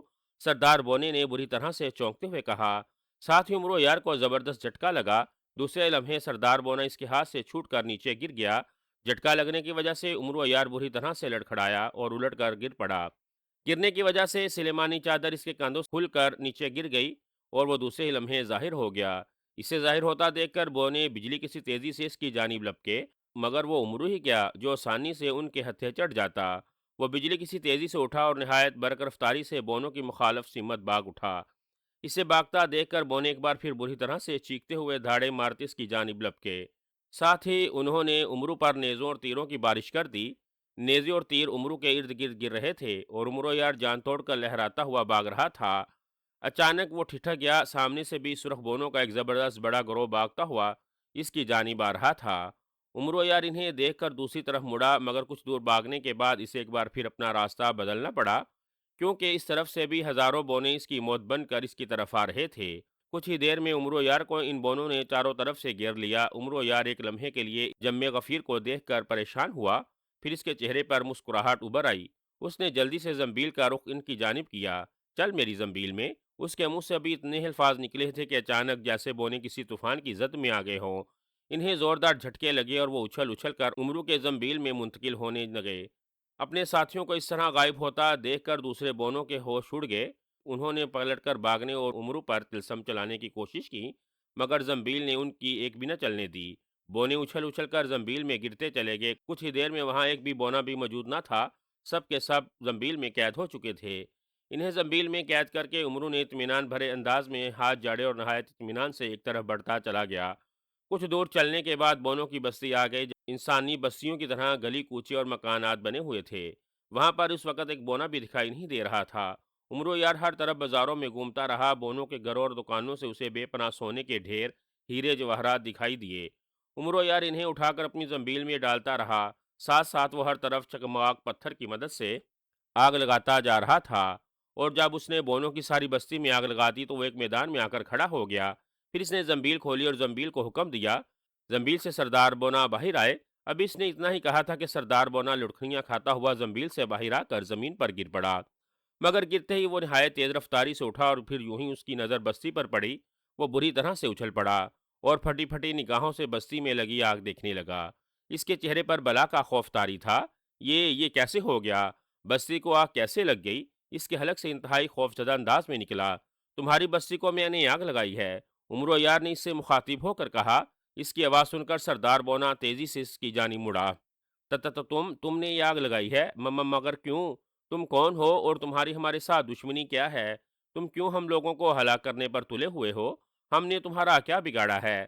سردار بونے نے اس کی جانب دیکھ کر نہایت سخت لہجے میں پوچھا۔ اسی لیے کہ تم آدم خور ہو، تم لوگ میرے جیسے انسانوں کو ہلاک کر کے کھا جاتے ہو۔ میرا نام عمرو یار ہے اور میں ظالموں کا بدترین دشمن ہوں، خاص طور پر ان ظالموں کا جو انسانیت کے لیے خطرہ ہوتے ہیں۔ نہ جانے تم لوگ اب تک کتنے بے گناہ اور معصوم لوگوں کو مار کر کھا چکے ہو۔ مجھے یہاں اس لیے بھیجا گیا ہے کہ میں تم لوگوں کا خاتمہ کر کے انسانیت پر سے ایک بہت بڑا خطرہ ہمیشہ کے لیے ختم کر دوں۔ سردار بونے، اس سے پہلے کہ میں تمہیں اور تمہاری بستی کے تمام بونوں کی اس آگ میں جلا کر ہلاک کر دوں، مجھے بتلاؤ کہ تمہارا مقدس لی کا دیوتا کا سنہری جوتا کہاں ہے؟ عمرو یار نے اس کی جانب غضبناک نگاہوں سے دیکھتے ہوئے کہا۔ او نہیں، تو تم اصل میں یہ سب کچھ اس سنہری جوتے کے حصول کے لیے کر رہے ہو؟ میں سمجھ گیا۔ اے آدم ذات بونے، تم انسان واقعی دولت کے بے حد بھوکے ہوتے ہو۔ تمہیں کسی طرح سے علم ہو گیا ہوگا کہ لی کا مقدس جوتا پہننے سے انسان خود بخود بڑے بڑے خزانوں تک پہنچ جاتا ہے۔ یہاں پر بڑے بڑے جادوگروں نے بھی اس جوتے کو حاصل کرنے کی کوشش کی تھی، مگر ہم نے آج تک کسی اور کو اس مقدس جوتے کا پتہ نہیں بتایا اور نہ ہی کسی کو بتائیں گے۔ تم بے شک مجھے اور میری ساری ریاست کے واسیوں کو جلا دو، مگر تم کبھی نہ جان سکو گے کہ مقدس سنہری جوتا کہاں ہے۔ سردار بونے نے پرعزم لہجے میں جواب دیا، اور عمر اس کی بات سن کر چونک پڑا۔ او، تو اس جوتے میں یہ خوبی بھی موجود ہے، مگر یہ بات بابا نے مجھے کیوں نہ بتائی؟ عمرو نے حیرانی سے سوچا، اور پھر اس سے قبل کہ عمرو یار کچھ سمجھتا، بونا یک لک زور سے اچھلا اور عمرو یار کی نگاہوں سے فوراً غائب ہو گیا۔ عمرو یار اسے غائب ہوتا دیکھ کر بکھلا گیا۔ تم نے ان بونوں کو چھیڑ کر بہت بڑی غلطی کی ہے عمرو۔ میں تو تمہیں بہت چالاک اور ہوشیار سمجھتا تھا، مگر تم نے نہ ہی عقل سے کام لیا اور نہ ہی تم نے یہاں اپنی عیاری دکھائی۔ تم نے خوام خواہ ان بونوں کو اپنی زنبیل میں قید کر لیا ہے۔ اب بونوں کا سردار سنہری جوتا لے کر یہاں سے غائب ہو چکا ہے۔ اس نے تغان جادوگر کے سرخ بونے کو اطلاع دے دی ہے۔ اب وہ سنہرا جوتا اس کے حوالے کر دے گا۔ تم اگر تھوڑی سی ہمت کرتے تو عیاری کے ساتھ ان سے سنہری جوتے کا پتہ پوچھے بغیر اور میرے دیے ہوئے رومال کی مدد کے بغیر ان کی بستی جلا دی۔ اب تمہاری زنبیل بھی ان بونوں کو قید نہیں رکھ سکتی۔ دیکھو، تمہاری زنبیل میں سوراخ ہو گیا ہے اور اس میں سے بونے نکلے جا رہے ہیں۔ یہ سب کچھ تمہاری ذرا سی بھول کا نتیجہ ہے۔ بزرگ بابا کی افسردہ آواز عمرو یار کی سماعت سے ٹکرائی اور عمرو گھبرا کر زنبیل کی جانب دیکھنے لگا۔ واقعی زنبیل میں ایک بڑا سا سوراخ نظر آ رہا تھا اور اس میں سے سرخ بونے تیزی سے نکل رہے تھے، اور یوں ہی سوراخ سے کوئی بونا نکلتا فوراً غائب ہو جاتا۔ ٹھیک یہی وہ لمحہ تھا جب عمرو کو ایک زوردار جھٹکا لگا اور وہ الٹ کر گر پڑا۔ ساتھ ہی اس کی آنکھوں کے سامنے جیسے اندھیرے کی چادر تن گئی ہو۔ اس نے سر جھٹک کر اندھیرا دور کرنے کی کوشش کی، مگر کامیاب نہ ہو سکا۔ کافی دیر تک وہ یوں ہی سر جھٹکتا رہا۔ آخر کار اس کی آنکھیں دوبارہ دیکھنے کے قابل ہوئیں تو اس نے خود کو بدلے ہوئے ماحول میں پایا۔ وہ اس وقت شہزادی کاجل کے محل میں کھڑا تھا۔ اس کے قریب وہی سبز پوش بزرگ کھڑے نہایت پریشانی کے عالم میں اس کی جانب دیکھ رہے تھے۔ او بزرگ بابا، آپ؟ بابا یہ سب؟ عمرو نے کچھ کہنا چاہا، مگر بزرگ بابا نے ہاتھ اٹھا کر اسے خاموش رہنے کا اشارہ کیا اور عمرو چپ ہو گیا۔ تم سے بہت بڑی بھول ہوئی عمرو۔ اگر تم ذرا سی عقل مندی سے کام لیتے اور کسی طرح سنہری جوتا حاصل کر لیتے تو سرخ بونوں کو ہلاک کرنا نہایت آسان ہو جاتا، اور تم میرے رومال کی مدد سے آسانی سے ان کے ساتھ ان کی بستی اور بونوں کو ہلاک کر سکتے تھے۔ مگر تم نے نہایت بے وقوفی کا مظاہرہ کیا۔ جو کام آسان تھا تم نے اسے بگاڑ کر سخت مشکل کر دیا ہے۔ بزرگ بابا نے نہایت پریشان لہجے میں کہا، اور عمر ان کی بات سن کر خود بھی پریشان ہو گیا۔ مجھے معاف کر دیجئے بابا، اصل میں بونوں کو اپنے سامنے دیکھ کر پریشان ہو گیا تھا۔ میں اپنی بیگم کی وجہ سے سخت پریشان تھا۔ میری سمجھ میں کچھ نہیں آ رہا تھا کہ میں کیا کروں تو کیا نہ کروں۔ عمرو نے پیشانی پر زور سے ہاتھ مار کر کہا۔ وہ بونے کی بجائے اپنی اصلی حالت میں آ گیا تھا۔ بہرحال ہم تمہیں تغان جادوگر اور سرخ بونے سے اس کے محل میں براہ راست ٹکر لینا ہوگی۔ تمہیں یہ بھی بتلا دوں کہ اس وقت شہنشاہ دیو اور اس کی بیٹی شہزادی کاجل بھی تغان جادوگر کے قبضے میں ہیں۔ اب تمہیں اپنی بیگم کے ساتھ شہزادی کاجل اور شہنشاہ دیو کو بھی آزاد کرانا ہے، بزرگ بابا نے نہایت سنجیدگی سے کہا، اور عمرو ان کی بات سن کر پریشان ہو گیا۔ اوہ، یہ تو بہت برا ہوا، مگر یہ سب کچھ ہوا کیسے؟ آپ کہہ رہے تھے کہ سنہرے جوتے کی وجہ سے جو کام آسان تھا وہ مشکل ہو گیا ہے۔ بابا آپ مجھے بتلائیے، میں ہر مشکل سے مشکل کام کرنے کو تیار ہوں، عمرو یار نے نہایت سنجیدگی سے کہا۔ بزرگ بابا نے ہنکارا بھرا، اور پھر انہوں نے عمرو کو ساری صورتحال بتا دی۔ پھر کہنے لگے، اگر اس وقت میں گہری عبادت میں مصروف نہ ہوتا تو تغان جادوگر کبھی بھی شہزادی کاجل کو ہاتھ لگانے کی جرت نہ کر سکتا تھا، مگر برکیف اب تغان جادوگر اور سرخ بونے کو ہلاک کرنے کا مسئلہ ٹیڑھا ہو گیا ہے۔ اب تمہیں تغان جادوگر کے محل تک خود جانا ہوگا اور خود ہی تغان جادوگر اور سرخ بونے کو ہلاک کرنا ہوگا۔ تمہاری مدد کے لیے میرا وہی رومال کافی ہے، اور تم اس رومال کو غازش دیو کی بوتل پر رکھ دینا۔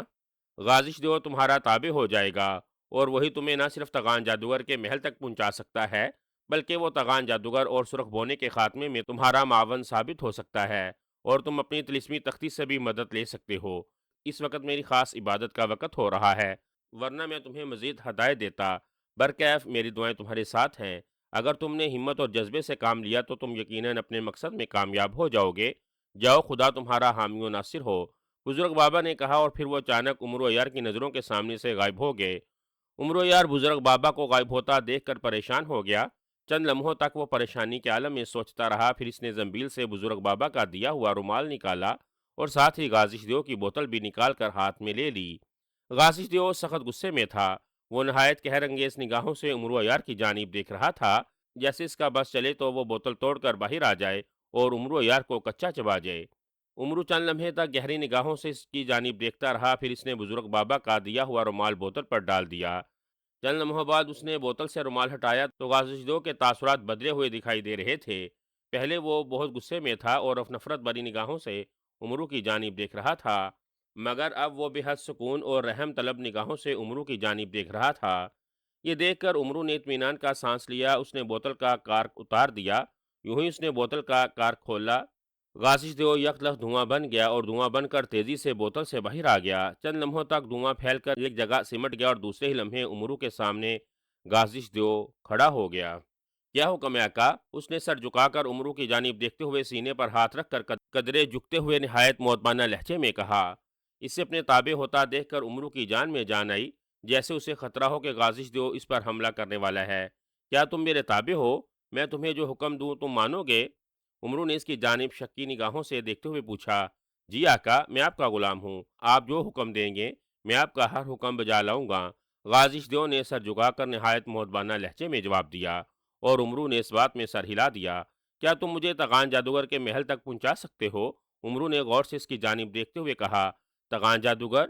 غازش دیو عمرو کی بات سن کر چونک اٹھا، پھر جلدی سے سنبھل گیا۔ جی ہاں، میں آپ کو تغان جادوگر کے محل میں پہنچا سکتا ہوں، مگر آپ وہاں کیوں جانا چاہتے ہیں؟ غازش دیو نے سوال کیا۔ میں تغان جادوگر کا خاتمہ کرنا چاہتا ہوں۔ تم اس کے لیے کس حد تک میری مدد کر سکتے ہو؟ عمرو نے اس سے دوبارہ پوچھا۔ او، تو آپ تغان جادوگر کو ہلاک کرنا چاہتے ہیں؟ مگر آقا، اس کے لیے آپ کو پہلے سرخ بونے کا خاتمہ کرنا ہوگا۔ آپ شاید نہیں جانتے کہ تغان جادوگر کی جان اس سرخ بونے میں ہے، اور بس بس میں جانتا ہوں، تم مجھے صرف یہ بتاؤ کہ تم میری کیا مدد کر سکتے ہو؟ اس نے ہاتھ اٹھا کر اس کی بات کاٹتے ہوئے منہ بنا کر پوچھا۔ آقا، میں زیادہ سے زیادہ آپ کو تغان جادوگر کے محل تک پہنچا سکتا ہوں اور آپ کو وہاں سے باہر موجودہ طلسمی بلاؤں اور آگ سے محفوظ رکھ سکتا ہوں۔ بس اس کے علاوہ میرا محل کے اندر جانا اور تغان جادوگر یا سرخ بونے کا مقابلہ کرنا مشکل ہی نہیں، ناممکن بھی ہے۔ غازش دیو نے عمرو عیار کی بات کا نہایت سنجیدگی سے جواب دیتے ہوئے کہا۔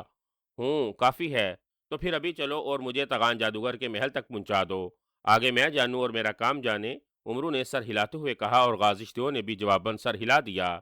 آقا، آپ میرے کندھے پر سوار ہو جائیے، میں ابھی چند لمحوں میں آپ کو تغان جادوگر کے محل تک پہنچا دیتا ہوں، غازش دیو نے کہا۔ ساتھ ہی اس نے اپنی بڑی سی ہتھیلی پھیلا دی۔ عمرو یار اچھل کر اس کی ہتھیلی پر چڑھ گیا۔ غازش دیو نے اسے اپنے کندھے پر بٹھا لیا۔ ایک جماکہ سا ہوا، ایک لمحے کے لیے عمرو کی آنکھوں کے سامنے اندھیرا آیا، پھر روشنی ہو گئی۔ عمرو نے دیکھا کہ وہ اس وقت شہزادی کاجل کے محل کی بجائے کھلی فضا میں موجود تھا۔ اسی وقت غازش دیو زور سے اچھلا اور نہایت تیزی سے کسی تیر کی مانند فضا میں بلند ہوتا چلا گیا، اور دیکھتے ہی دیکھتے انتہائی بلندی پر گہرے بادلوں میں پہنچ گیا۔ پھر اس نے اپنا رخ موڑا اور انتہائی برق رفتاری سے ایک جانب اڑنے لگا۔ عمرو نے اس کے کندھے پر بیٹھ کر اس کی چوٹی پکڑ لی تھی اور مبادہ کہ وہ گر نہ پڑے۔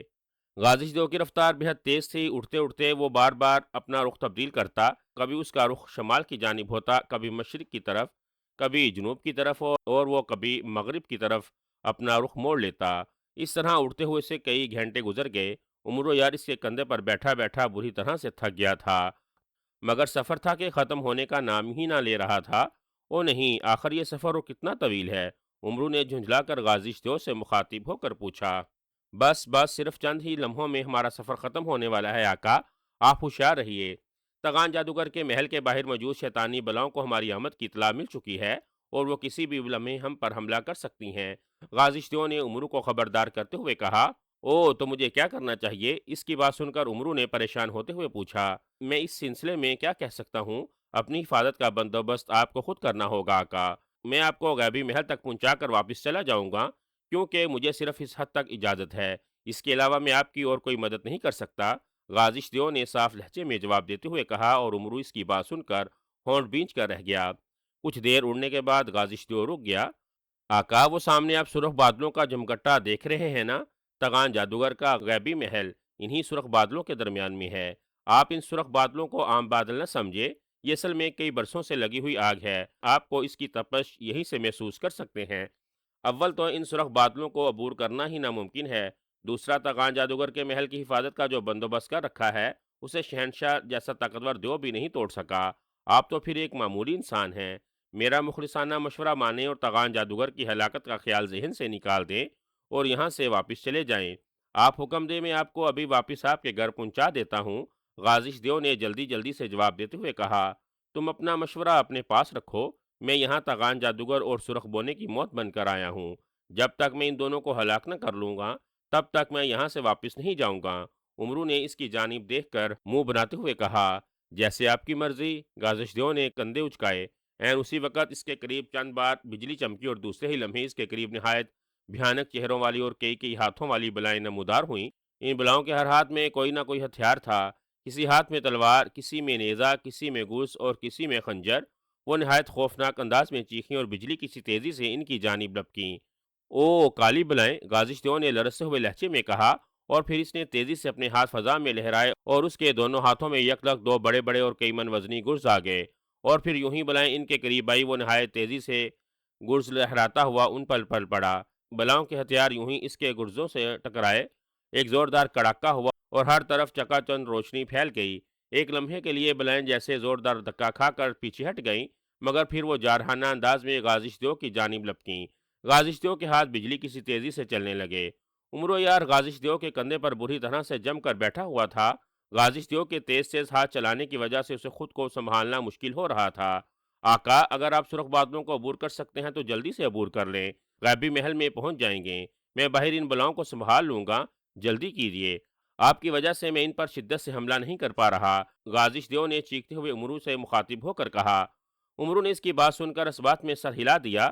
اس نے زنبیل سے جلدی سے سنہری چپڑیں نکال کر پاؤں میں پہن لی اور سلیمانی چادر نکال کر کندھوں پر اوڑھ لی۔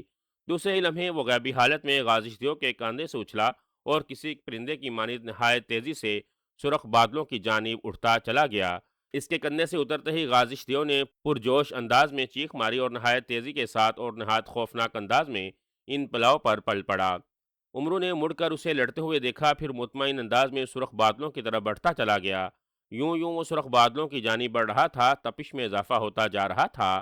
عمرو یار کا بدن غیبی حالت میں ہونے کے باوجود پسینے میں بری طرح سے بھیگ گیا تھا۔ جب گرمی اس کی برداشت سے باہر ہو گئی تو وہ پریشان ہو کر رک گیا۔ پھر کچھ سوچ کر اس نے زنبیل سے سنہری تختی نکالی اور اس نے مشورہ مانگا۔ فوراً ہی تختی پر سیاہ الفاظ ابھر آئے۔ عمری اس آگ سے بچنے کے لیے تمہیں بزرگ بابا کا دیا ہوا رومال سر پر باندھ لینا چاہیے۔ جو چاندی کی تاغان شاہ کی دی ہوئی گولی ہے استعمال کرو، اس آگ سے محفوظ رہو گے۔ تاغان شاہ کی گولی؟ او واقعی مجھے تو اس کا خیال ہی نہیں رہا، عمرو نے مسربر انداز میں کہا۔ پھر اس نے جلدی سے سنہری تختی زنبیل میں ڈالی اور پھر اس نے بزرگ بابا کا دیا ہوا رومال نکال کر سر پر باندھا اور زنبیل سے ایک چاندی کی بنی ہوئی گولی نکال کر منہ میں رکھ لی۔ یہ گولی اسے ایک مارکے میں ایک نیک دل پری نے دی تھی۔ اس کی خاصیت بتاتے ہوئے پری نے کہا تھا کہ اسے منہ میں رکھ کر کوئی انسان آگ میں بھی کود جائے تو آگ اس کا بال بیکھا نہیں کر سکے گی، اور واقعی ہوا بھی یہی۔ عمرو نے یوں ہی گولی منہ میں ڈال لی، اس کے بدن کو بے حد ٹھنڈک اور سکون کا احساس ہونے لگا۔ اس نے مطمئن انداز میں سر ہلایا اور نہایت اطمینان بھرے انداز میں سرخ بادلوں کی جانب بڑھتا چلا گیا۔ یوں یوں وہ سرخ بادلوں کے قریب بڑھتا رہا، اس کے ارد گرد سینکڑوں بلائیں نمودار ہوئیں اور بجلی کی لہریں کڑکنے لگیں، مگر بزرگ بابا کے رومال کی وجہ سے نہ ہی کسی بلا نے عمرو عیار کی طرف بڑھنے کی جرت کی اور نہ ہی وہاں چمکنے اور گڑکنے والی بجلی نے اسے جلایا۔ یہاں تک کہ عمرو ان آگ کے بنے ہوئے خوفناک بادلوں میں گھس گیا۔ ایک لمحے کے لیے اس کی آنکھوں کے سامنے تیز سرخ روشنی سی آ گئی، مگر چند ہی لمحوں میں اس کی آنکھیں اعتدال پر آ گئی اور سنہری چپلوں کی وجہ سے وہ آگ میں آگے بڑھتا چلا گیا۔ جب آگ کے بادل ختم ہوئے تو یہ دیکھ کر عمرو پریشان ہو گیا کہ وہ ایک بار پھر کھلے آسمان پر کھڑا تھا۔ غیبی محل کا دور دور تک کوئی وجود دکھائی نہ دے رہا تھا اور وہ پریشانی کے عالم میں پلکیں چپکانے لگا۔ پھر اس نے زنبیل سے دوبارہ سنہری تختی نکال لی اور اس نے محل کے بارے میں معلوم کیا۔ سنہری تختی نے بتایا کہ وہ 7 بار آنکھیں چھپکا کر سامنے کی جانب دیکھے تو اسے غیبی محل دکھائی دے جائے گا۔ عمرو نے ایسا ہی کیا اور پھر واقعی سے ہوا میں معلق ایک بہت بڑا محل دکھائی دینے لگا۔ محل کے ارد گرد نہایت خوفناک اور ڈرانی شکلوں والی بلائیں اور دیو پہرا دے رہے تھے، مگر عمرو چونکہ سلیمانی چادر کی وجہ سے غیبی حالت میں تھا اور اس نے بزرگ بابا کا دیا ہوا رومال سر پر باندھ رکھا تھا، اسی لیے ان بلاؤں اور دیووں نے آنکھیں اٹھا کر بھی عمرو کی جانب نہ دیکھا اور عمرو نہایت اطمینان سے محل کے ایک دروازے سے محل میں داخل ہو گیا۔ مختلف راہداریوں سے ہوتا ہوا وہ ایک بہت بڑے ہال نما کمرے میں آ گیا۔ کمرے میں داخل ہو کر وہ بری طرح سے ٹھٹک گیا۔ کمرے میں ایک بہت بڑی میز نظر آ رہی تھی جس پر 3 چھوٹے چھوٹے پنجرے دکھائی دے رہے تھے۔ ان پنجروں میں سے ایک پنجرے میں اس کی بیوی چاند تارا، دوسرے پنجرے میں شہزادی کاجل اور تیسرے پنجرے میں چند دیو بند دکھائی دے رہے تھے۔ ان پنجروں کے ارد گرد آگ بھڑک رہی تھی۔ آگ کو دیکھ کر اس کی بیگم، شہزادی کاجل اور دیو بری طرح سے چیخ چلا رہے تھے۔ میز کے قریب تغان جادوگر کھڑا ان پنجروں کی جانب دیکھ کر زور زور سے کہکے لگا رہا تھا۔ यूं ही उमरू इस कमरे में दाखिल हुआ, तगान जादूगर के कहके रुक गए और वह चौंक कर इसकी तरफ देखने लगा जहां उमरो यार खड़ा था। इसके देखने का अंदाज ऐसा था जैसे वो उमरो यार को बखूबी देख रहा हो। ओ उमरू, तो तुम यहाँ पहुंच ही गए, बहुत खूब, मैं यहाँ तुम्हारा ही इंतजार कर रहा था। इसने उमरो यार की जानिब देखते हुए इंतहाई जहरीले लहजे में कहा, और उमरो यार एक गहरी सांस लेकर रह गया। गोया वाकई तगान जादूगर ने इसे देख लिया था। उसके मुंह से उमरो यार का नाम सुनकर पिंजरे में बंद शहजादी काजल, चांद तारा और द्यो चौंक कर इधर उधर देखने लगे, मगर इन्हें उमरो यार दिखाई नहीं दिया। बस उमरू, अपनी तिलिस्माती चीजों को उतार फेंको, देखो तुम्हारे साथी तुम्हें देखने के लिए कितने बेताब हो रहे हैं। उतार दो अपने कंधों से सिलेमानी चादर, तुम तगान जादूगर की निगाहों से पोशीदा नहीं रह सकते। तगान जादूगर ने इसी अंदाज में कहा। इसकी बात सुनकर उमरू ने एक ठंडी सांस भरकर अपनी सिलेमानी चादर उतारना चाही, मगर उसी वक्त इसकी समात में बुजुर्ग बाबा की तेज आवाज सुनाई दी। खबरदार उमरू, इस बदबख्त के सामने जाहिर मत होना, ये तुम्हें देख नहीं पा रहा, इसने सिर्फ वो महसूस की है। हाँ, इसके मुहाफिज सुरख बोने से बचने की कोशिश करो, वो तुम्हें पोशीदा हालत में भी देख रहा है, वो किसी भी लम्हे तुम पर हमला कर सकता है। बुजुर्ग बाबा ने इसे खबरदार करते हुए कहा, और उमरो यार ने जल्दी से हाथ रोक लिए। एन उसी वक्त तेज शोर की आवाज सुनाई दी और उमरू ने चौंक कर देखा। सुर्ख रंग के सैकड़ों बोने हवा में तलवारें लहराते हुए इसकी जानिब आ रहे थे। उमरो यार ने जल्दी से सर पर बंधा हुआ रुमाल खोलकर जोर से लहराया। रुमाल से चिंगारियां से निकली और उड़कर इन बोनों पर पड़ी।